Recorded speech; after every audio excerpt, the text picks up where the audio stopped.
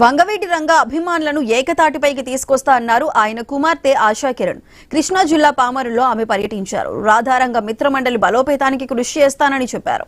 ఈ నెల 26న వైజాగ్ లో రంగా నాడు నిర్వహిస్తున్నట్లు ఆశా కిరణ్ తెలిపారు.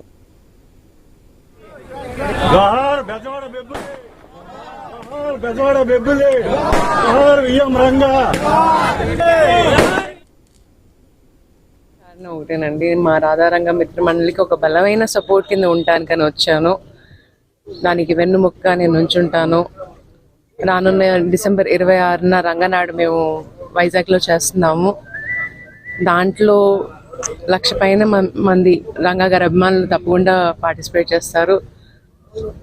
మా ధ్యేయం ఒకటేనండి, రంగా గారి ఆశయాలను ముందు తీసుకెళ్ళటము.